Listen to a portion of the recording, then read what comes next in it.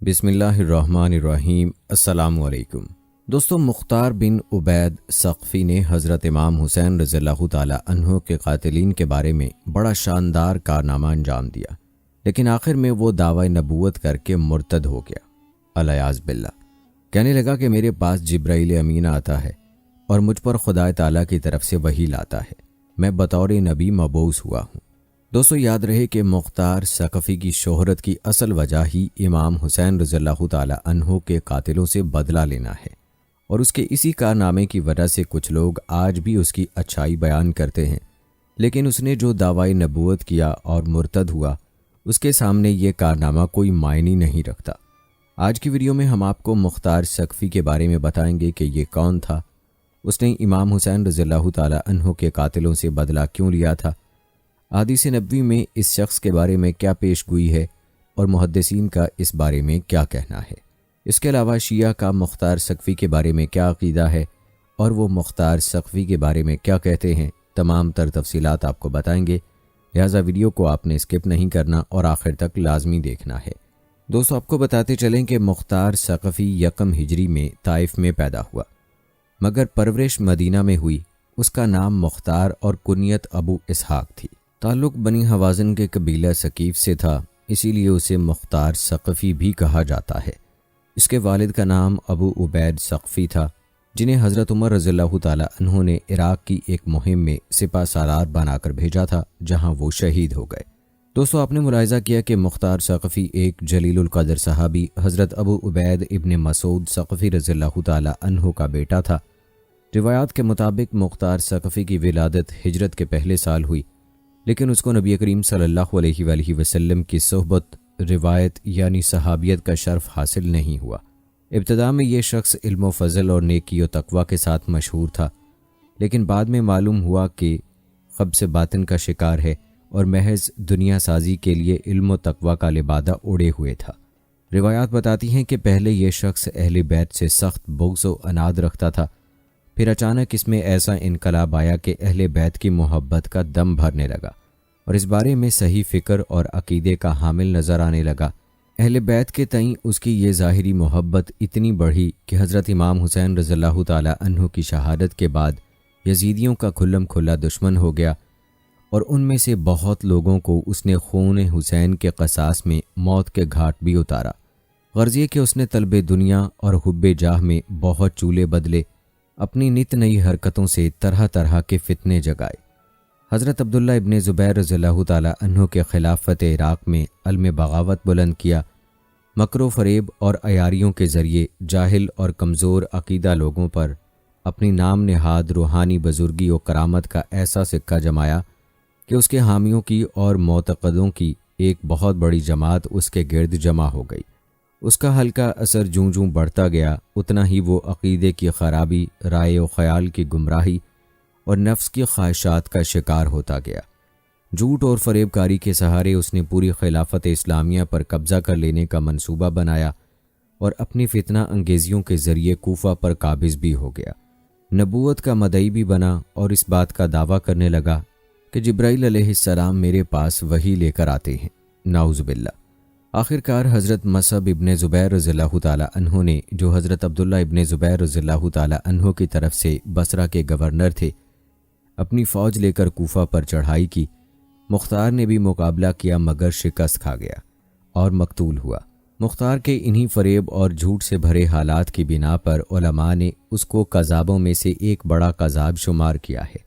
دوستو اگرچہ مختار ثقفی ایک جلیل القدر صحابی حضرت ابو عبید ابن مسعود ثقفی رضی اللہ تعالی عنہ کا بیٹا تھا، لیکن دوستو دعوی نبوت کے بعد یہ ملعون مرتد ہو گیا، جس طرح یزید ملعون قاتل اہل بیت ہو کر ملعون ٹھہرا اور اسے عظیم المرتبت صحابی حضرت امیر معاویہ رضی اللہ تعالی عنہ کا بیٹا ہونا کوئی فائدہ نہ دے سکا۔ اسی طرح مختار ثقفی بھی ملعون و مرتد ٹھہرا۔ جب اس نے دعوی نبوت کیا تو اسے جلیل القدر صحابی حضرت ابو عبیدہ ابن مسعود ثقفی رضی اللہ تعالی عنہ کا بیٹا ہونا کوئی فائدہ نہ دے سکا۔ لیکن دوستو بڑے افسوس کی بات ہے کہ آج کے دور میں بھی کچھ رافضی عقیدے کے لوگ ایسے ہیں جو اس ملعون و مرتد کو اپنا رہنما مانتے ہیں۔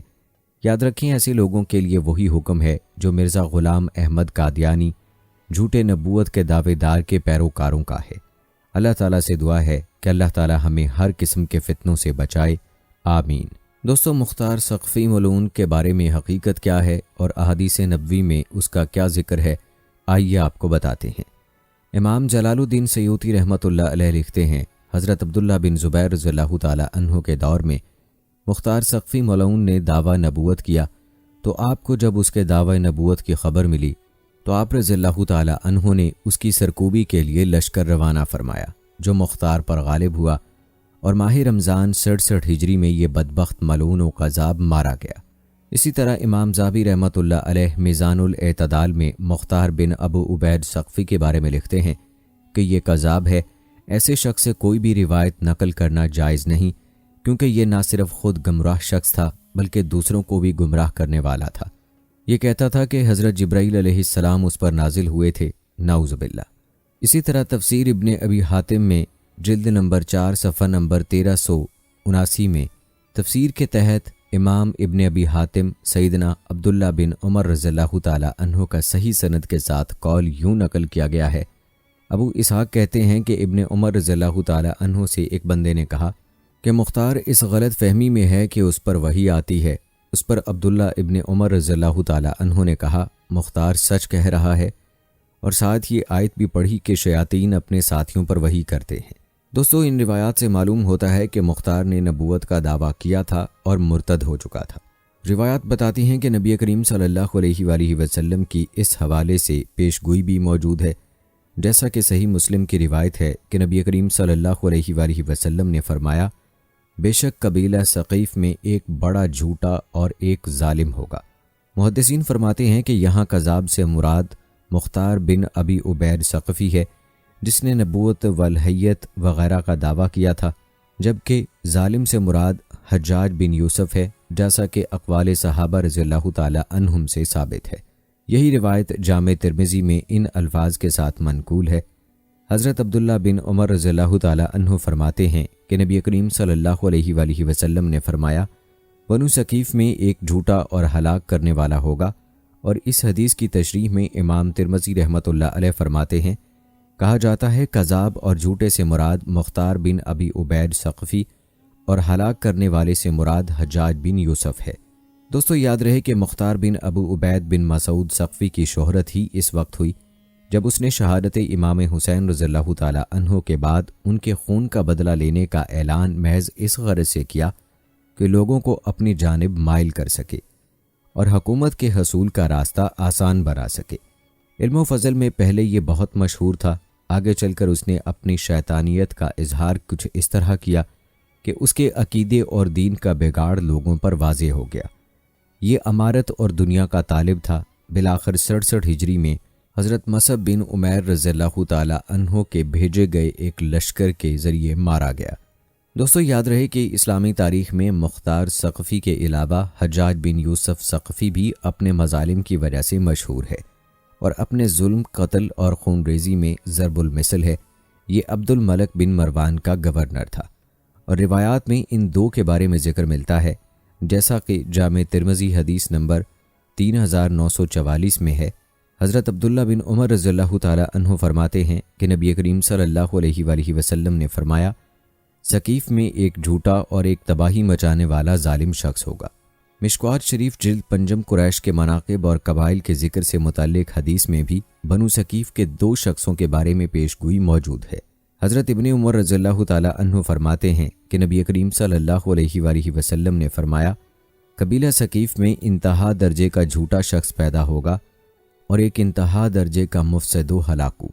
حضرت عبداللہ اسما تابعی اس جھوٹے شخص کے تعین کے بارے میں کہتے ہیں کہ علماء کا کہنا ہے جھوٹے شخص سے مراد مختار ابن عبید اور مفسد و ہلاکو سے مراد حجاج ابن یوسف مشہور ظالم ہیں، اور حشام ابن حسان جو اونچے درجے کے فقیہ اور علم حدیث میں زبردست ادرک و مہارت رکھنے والے ایک مشہور متقی بزرگ ہیں، اور جن کا شمار ائمہ حدیث میں ہوتا ہے، کا بیان ہے کہ حجاج ابن یوسف نے جس قدر لوگوں کو جنگ و مارکہ میں نہیں بلکہ یوں ہی پکڑ کر قید خانے میں ڈال کر قتل کیا ہے، ان کی تعداد لوگوں نے شمار کی ہے جو 1,20,000 ہے۔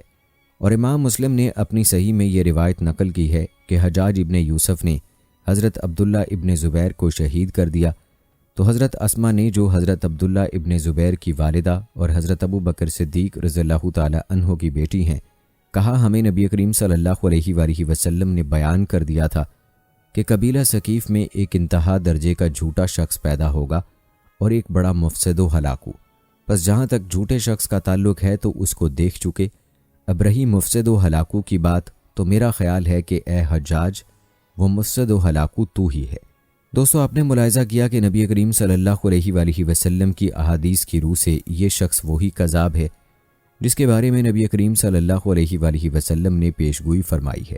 تاریخ میں اگرچہ اس کا یہ کارنامہ آج بھی موجود ہے کہ مختار ثقفی تاریخ اسلامی کے ان چند حکمرانوں میں سے ایک ہے جنہوں نے بنو امیہ کے خلاف تلوار اٹھائی اور کربلا میں حسین ابن علی رضی اللہ تعالی عنہ کی شہادت کا بدلہ لیا اور سینکڑوں قاتلان حسین کو قتل کیا، جن میں شمر بھی شامل تھا، جس نے امام حسین کا سر جسم سے علیحدہ کر کے نیزے پر دمشق بھجوایا تھا، اور ہرملہ بھی، جس نے امام حسین رضی اللہ تعالی عنہ کے 6 ماہ کے بیٹے علی اصغر کو تیر سے شہید کیا تھا۔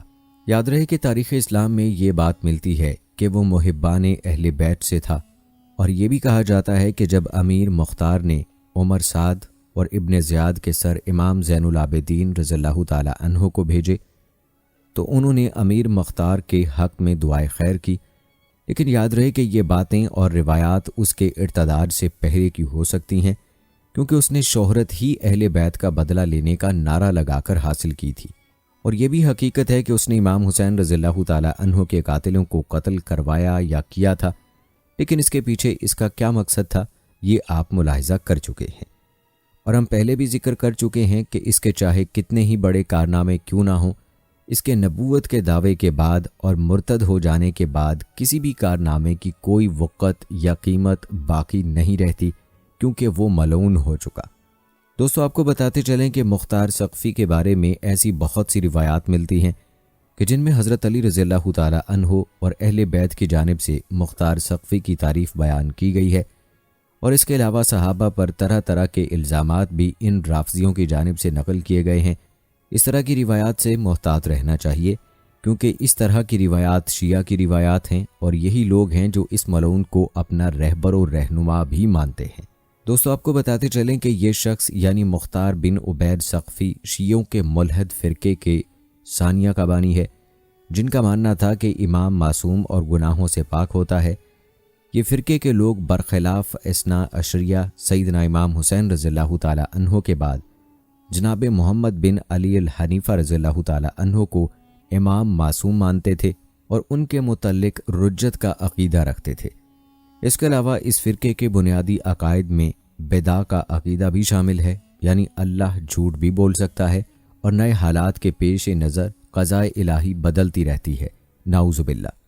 علامہ شہرستانی لکھتے ہیں کہ مختار ثقفی نے بدع کا عقیدہ اس لیے اختیار کیا تھا کہ وہ خود پر نازل ہونے والی وحی کے زیر اثر یا امام کے پیغام کی وجہ سے اپنے متبعین کے سامنے ہونے والے واقعات کا دعویٰ کرتا ہے، اور اگر وہ واقعات اسی طور سے ظہور پذیر ہو جاتے ہیں تو وہ انہیں اپنے دعوے کی دلیل قرار دیتا ہے، اور اگر ایسا نہیں ہوتا تو کہتا تھا کہ اللہ نے اپنا ارادہ بدل لیا ہے، نعوذ باللہ من ذالک۔ اس کے علاوہ مختار تناسخ ارواح کا بھی قائل تھا اور کہتا تھا کہ حضرت سیدنا علی رضی اللہ تعالی عنہ کی روح جناب محمد بن علی الحنیفہ رضی اللہ تعالی عنہ میں حلول کر گئی ہے، نعوذ باللہ۔ دوستو، یاد رہے کہ متعدد روایات یہ ثابت کرتی ہیں کہ مختار ثقفی جھوٹا اور کذاب تھا، اگرچہ اس نے شہدائے کربلا کا بدلہ لینے کا نعرہ لگایا اور کربلا کے شہیدوں کے قاتلوں کو قتل کیا، لیکن وہ مرتد ہو گیا تھا۔ دوستو، یاد رہے کہ مختار بن ابو عبید بن مسعود ثقفی کی شہرت اس وقت ہوئی جب اس نے شہادت امام حسین رضی اللہ تعالی عنہ کے بعد ان کے خون کا بدلہ لینے کا اعلان محض اس غرض سے کیا کہ لوگوں کو اپنی جانب مائل کر سکے اور امارت یعنی حکومت کے حصول کا راستہ آسان بنا سکے۔ دوستو، معلوم ہوا کہ مختار ثقفی نے اگرچہ شہدائے کربلا کا بدلہ لیا، لیکن وہ ایک جھوٹا اور کذاب شخص تھا جس نے نبوت کا دعویٰ کیا اور ارتداد کا مرتکب ہوا، اور یہی مختار کے بارے میں اصل حقیقت ہے، لیکن اس کے باوجود بھی روافظ اور اہل تشیع میں ایسے فرقے موجود ہیں جو اس کی پیروی کرتے ہیں اور اس کی تائید کرتے ہیں، بلکہ اس کے دفاع میں یہ لوگ صحابہ پر سب و شتم بھی کرتے ہیں، جو ان کے باطل عقائد کی واضح دلیل ہے۔ روافظ کا مختار سقفی کے بارے میں کیا کہنا ہے، اس حوالے سے مزید روایات آپ کو بتاتے ہیں۔ دوستو، آپ کو بتاتے چلیں کہ مختار کے قیام میں مختار کا نعرہ یا لسارات الحسین تھا، اور ظاہراً اس نے کربلا کے شہداء کے خون کا بدلہ لینے کے لیے قیام کیا تھا، لیکن بعض لوگوں نے یہ خدشہ ظاہر کیا ہے کہ مختار کا یہ نعرہ صرف ایک بہانہ تھا اور اس نے اس نعرے سے استفادہ کرتے ہوئے اپنی حکومت کے لیے راہ ہموار کی تھی۔ اس حوالے سے مختار کے ساتھ اہل بیت اطہار کے بعض شخصیات کا رابطہ اور ان حضرات کا مختار کے بارے میں جو نظریات ہیں وہ اس تاریخی خدشے اور ابہام کو دور کر دیتے ہیں۔ بحر الانوار کی روایت ہے کہ امام سجاد کے مختار کے ساتھ رابطے کے بارے میں مختلف نظریات پائے جاتے ہیں۔ بعض روایات میں امام سجاد کے مختار کے ساتھ اچھے تعلقات نہ ہونے اور امام کا اس کے قیام کی حمایت نہ کرنے کی بات نظر آتی ہے۔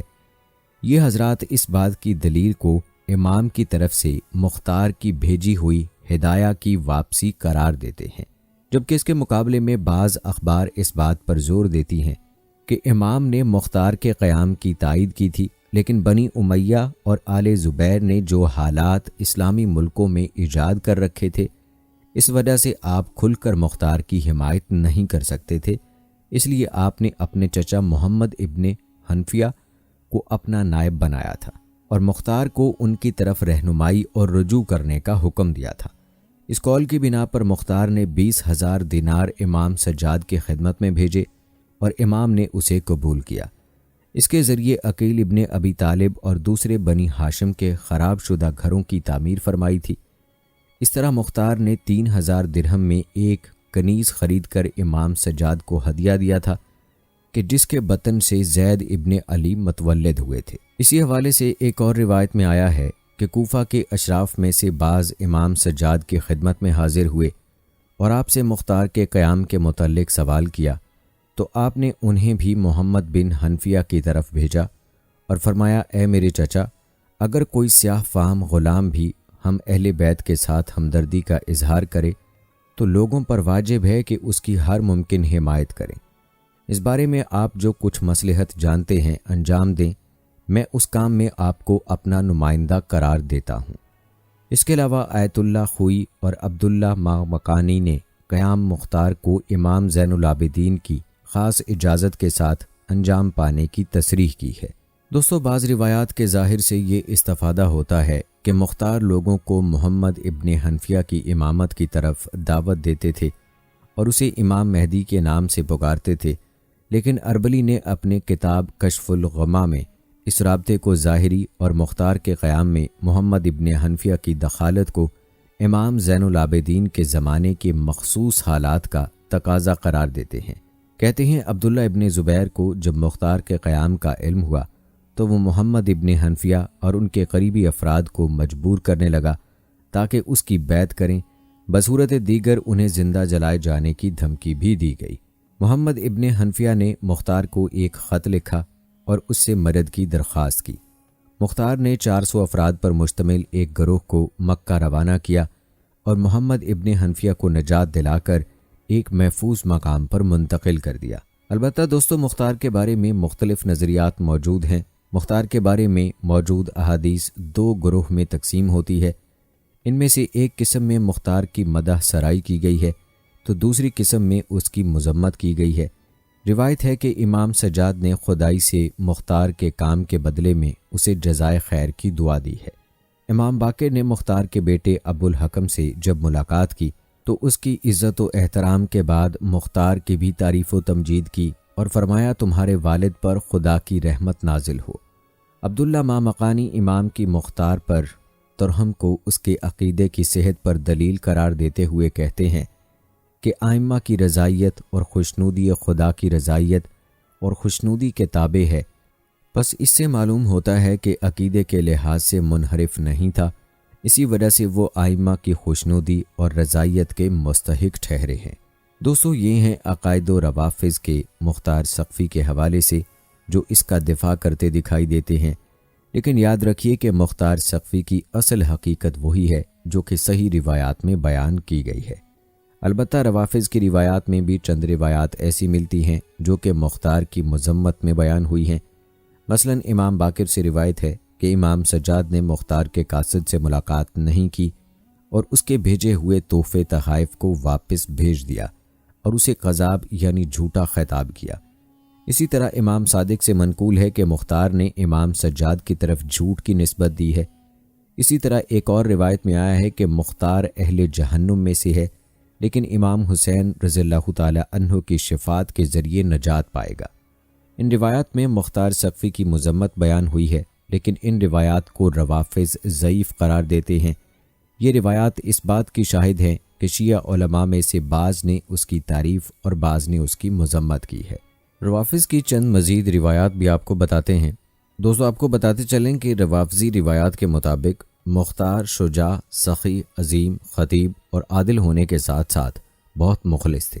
آپ کی حکومت کے زمانے میں قاتلین حسین کی نابودی پر شکر کے لیے اکثر روزہ رکھا کرتے تھے اور کہتے تھے کہ یہ شکر کے روزے ہیں۔ امام حسین کے شیر خوار کے قاتل ہرملہ کو پھانسی دینے کے بعد آپ گھوڑے سے اترے اور 2 رکعت نماز بجا لائی اور بہت دیر تک سجدے میں رہے۔ اسی طرح روایت کرتے ہیں کہ واقعہ عاشورہ اور ابن زیاد کے کوفہ پر مسلط ہونے کے بعد اہل بیت کے چاہنے والوں کا قلعہ کما ہو گیا۔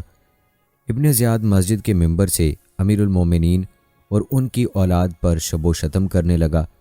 بعض معترضین کی شہادت کے بعد کسی میں ہمت نہ تھی کہ ابن زیاد کو روکتا۔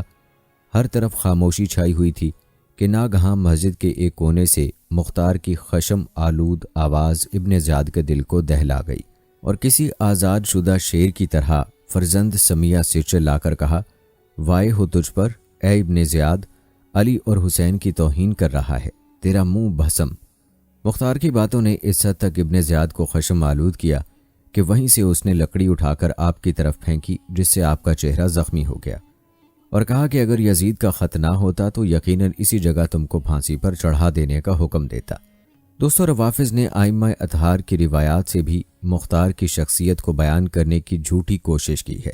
اس حوالے سے ان کی روایات ملاحظہ فرمائیں۔ مقدس اردبیلی مندرجہ ذیل روایات کو امیر المومنین علی رضی اللہ تعالی عنہ سے نقل کرتے ہیں کہ آپ نے فرمایا، بہت جلد میرے بیٹے حسین کو قتل کیا جائے گا، لیکن زیادہ دیر نہیں ہوگی کہ قبیلہ ثقیف سے ایک جوان قیام کرے گا اور ان ستمگروں سے بدلہ لے گا۔ اسی طرح علامہ مجلسی روز عاشورہ کے حالات میں ذکر کرتے ہیں کہ امام حسین رضی اللہ تعالی عنہ نے لشکر کوفہ و شام کے لیے خطبہ ارشاد فرمایا۔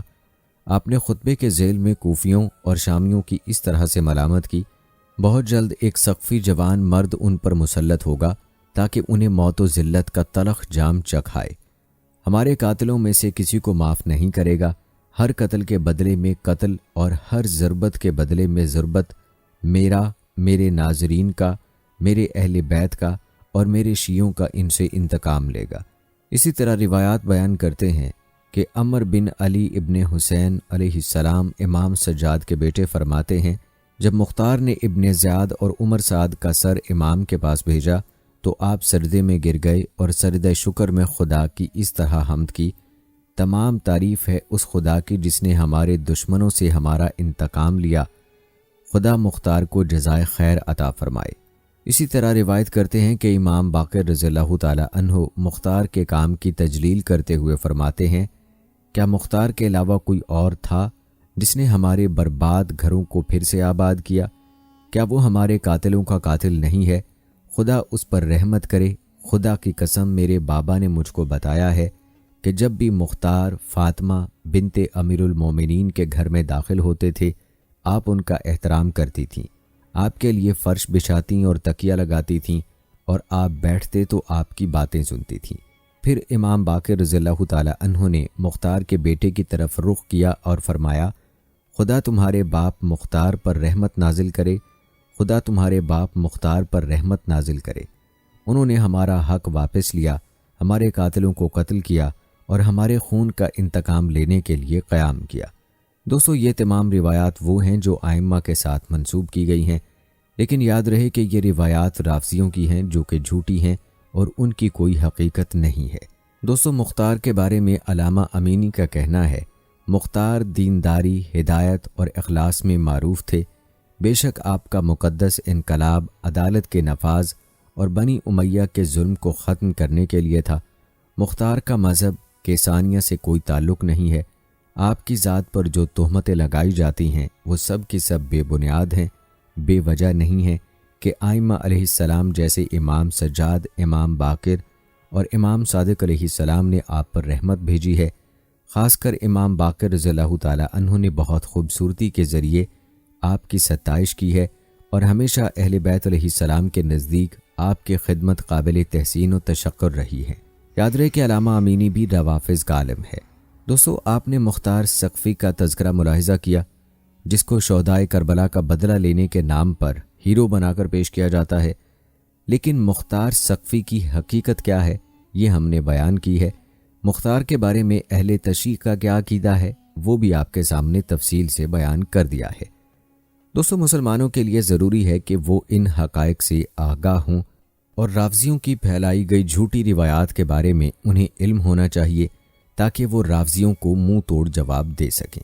دوستو مختار ثقفی کی حقیقت تو آپ ملاحظہ کر چکے ہیں، اب آپ کو واقعہ کربلا کے اسباب، حالات اور امام حسین رضی اللہ تعالی عنہ کی شہادت کا دردناک واقعہ بتاتے ہیں، لہٰذا ویڈیو کو اسکپ مت کیجیے گا۔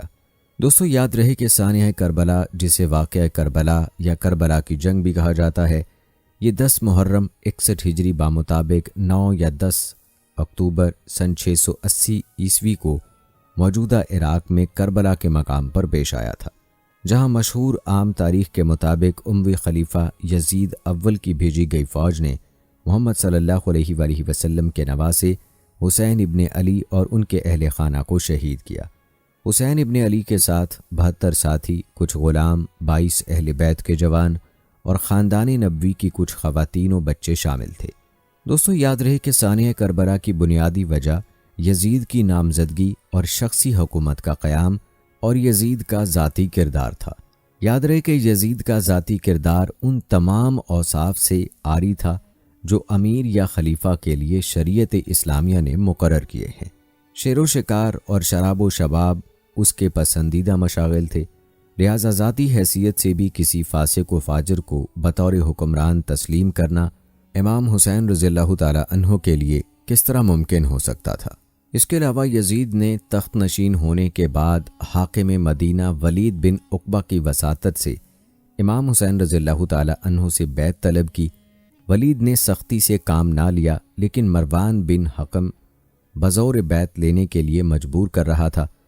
ان حالات میں امام حسین علیہ السلام نے سفر مکہ اختیار کیا اور وہاں سے اہل کوفہ کی دعوت پر کوفہ کے لیے روانہ ہوئے۔ دوستو سانحہ کربلا کے اسباب میں سے ایک اہل کوفہ کی دعوت بھی ہے۔ جب امام حسین علیہ السلام مکہ پہنچے تو اہل کوفہ نے انہیں سینکڑوں خطوط لکھ کر کوفہ آنے کی دعوت دی تاکہ وہ خلافت اسلامیہ کے قیام کی جد و جہد کا آغاز کر سکیں، لیکن غدار اہل کوفہ نے ان سے غداری کی اور اپنے وعدوں سے پھر کر امام حسین علیہ السلام کا ساتھ نہ دیا۔ دوستو چند بنیادی اسباب تھے جو واقعہ کربلا یا سانحہ کربلا کی وجہ بنے۔ اب ذکر کرتے ہیں چند واقعات کی جو اس سانحے سے جڑے ہیں۔ ان میں سب سے پہلے مکہ روانگی کا واقعہ ہے۔ ولید بن عتبہ نے امام حسین علیہ السلام اور عبداللہ بن زبیر کو قاصر کے ذریعے بلایا۔ ابھی تک امیر معاویہ کی وفات کی خبر مدینہ میں عام نہ ہوئی تھی، تاہم بلاوے کا مقصد دونوں حضرات نے سمجھ لیا۔ امام حسین علیہ السلام سے جب بیعت کے لیے کہا گیا تو انہوں نے جواب دیا کہ میرے جیسا آدمی خفیہ بیعت نہیں کر سکتا، جب بیعت عام ہوگی اس وقت آ جاؤں گا۔ ولید راضی ہو گیا اور انہیں واپس لوٹنے کی اجازت دے دی۔ عبداللہ بن زبیر ایک دن کی مہلت لے کر مکہ روانہ ہو گئے۔ بعد میں ان کا تعاقب کیا گیا، مگر اس اثناء میں وہ کہیں دور جا چکے تھے۔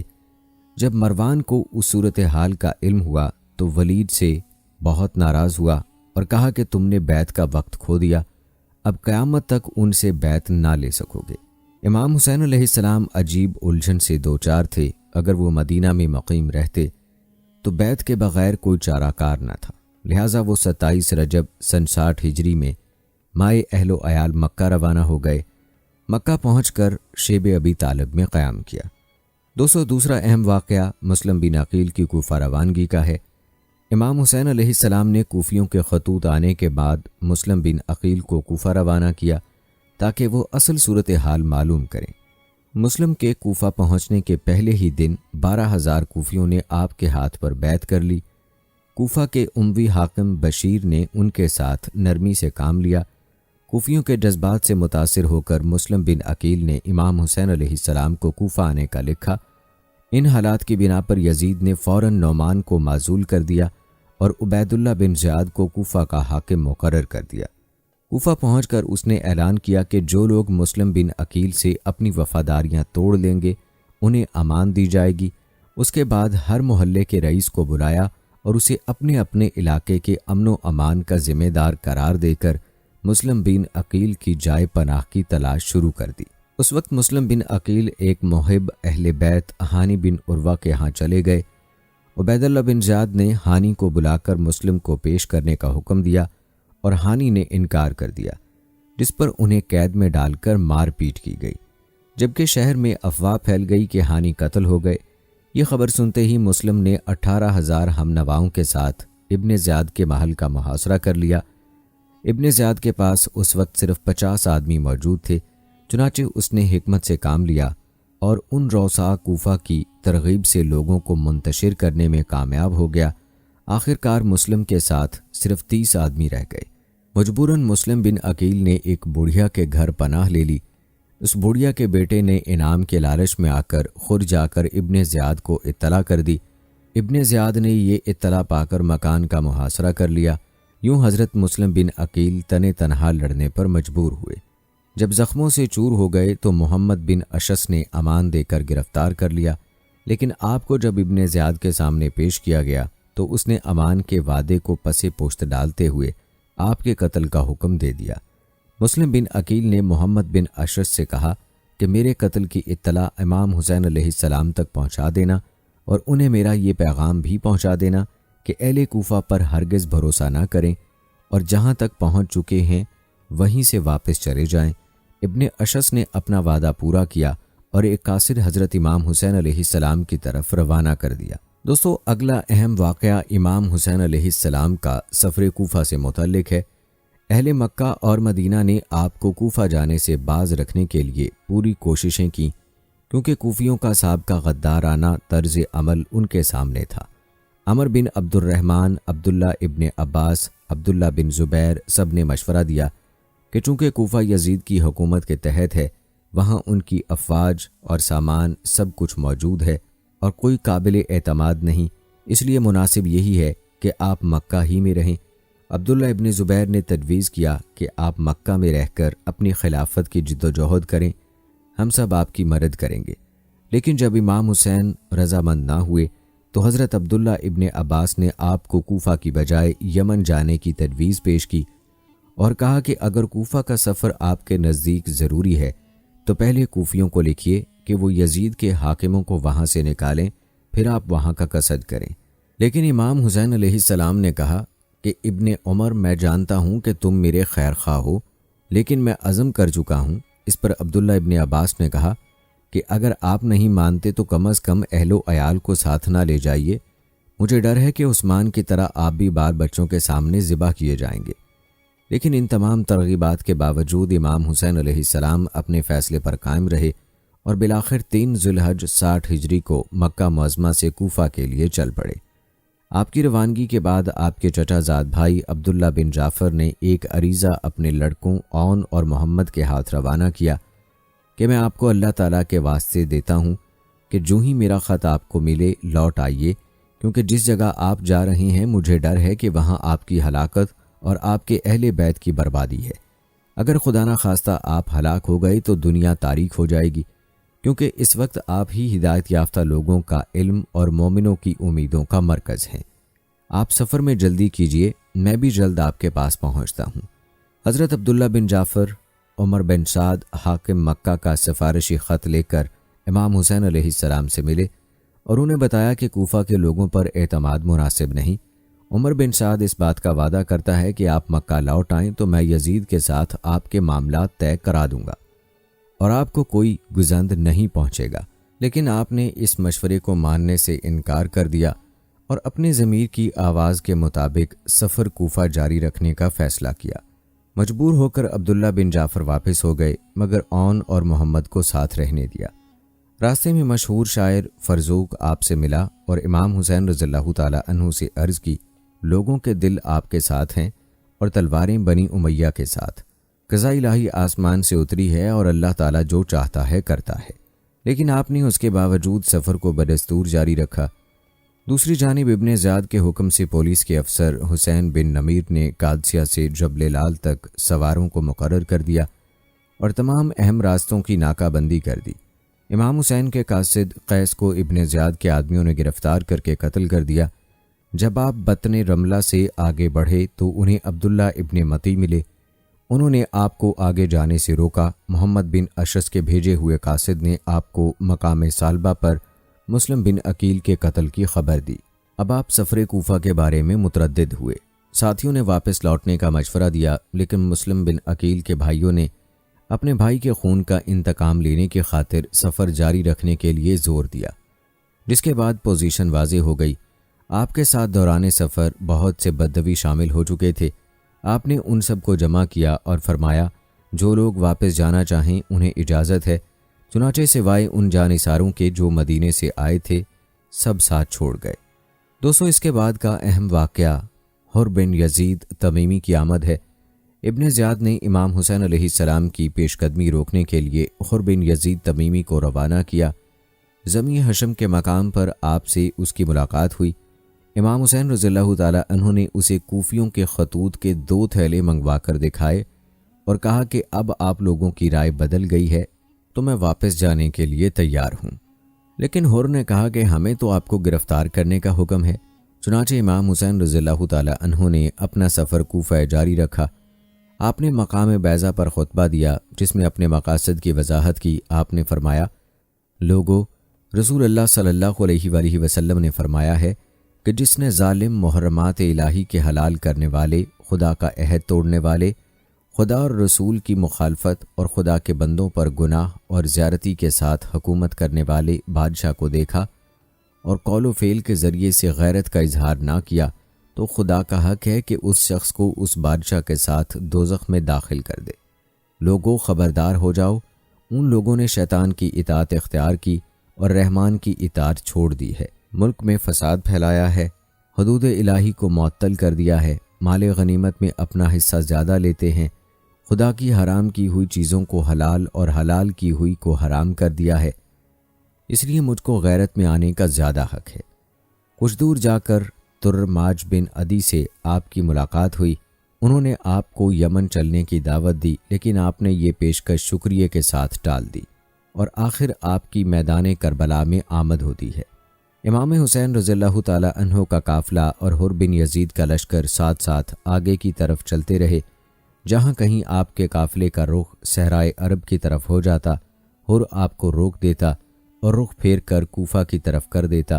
چلتے چلتے آپ نینوا پہنچے۔ وہاں ابن زیاد کے ایک قاصد نے حر کو ایک خط پہنچایا، جس میں حکم تھا، جو ہی میرا یہ خط اور میرا قاصد تم تک پہنچیں، حسین اور ان کے ساتھیوں کو جہاں وہ ہیں وہیں روک لو اور انہیں ایسی جگہ اترنے پر مجبور کرو جو بالکل چٹیل میدان ہو اور جہاں کوئی سبزہ اور پانی کا چشمہ وغیرہ نہ ہو۔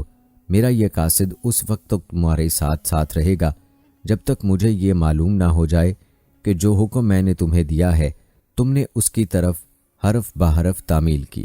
حر نے تمام صورتحال سے امام حسین کو آگاہ کیا اور کہا کہ اب میں آپ کو اس جگہ نہ رہنے دوں گا۔ بالآخر یہ مختصر سا قافلہ 2 محرم الحرام 61 ہجری بامطابق 2 اکتوبر 680 کو کربلا کے میدان میں اترا۔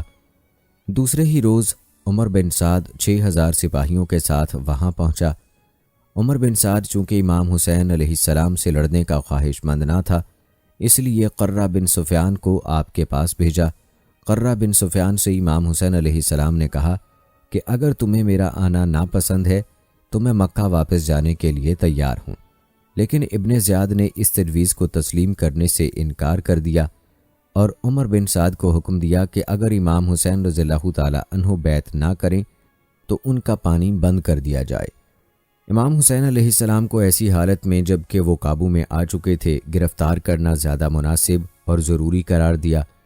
یہ سن کر ابن زیاد نے اپنی رائے تبدیل کر دی اور عمر بن سعد کو اس کی اس بات پر سرزنش کرتے ہوئے حکم دیا کہ اگر امام حسین رضی اللہ تعالی عنہ اور اس کے ساتھی اپنے آپ کو حوالے کر دیں تو بہتر ہے، ورنہ جنگ کی راہ لو۔ شمر مائع خط کے عمر بن سعد کے پاس پہنچا۔ عمر بن سعد اپنے اقتدار کو قائم رکھنے کی خاطر امام حسین کے خلاف تلوار اٹھانے کے لیے تیار ہو گیا۔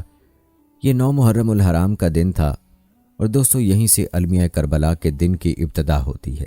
صلح کی آخری گفتگو ناکام ہونے کے بعد امام حسین علیہ السلام نے اپنے ساتھیوں سے فرمایا کہ جو جانا چاہتے ہیں انہیں میری طرف سے اجازت ہے۔ اس پر کچھ جانثار اور اعزاء باقی رہ گئے جنہوں نے آخری وقت تک ساتھ دینے کا عہد کیا۔ ان جانثاروں کی تعداد صرف 72 تھی۔ امام حسین رضی اللہ تعالی عنہ نے اس مختصر ترین فوج کو منظم کیا۔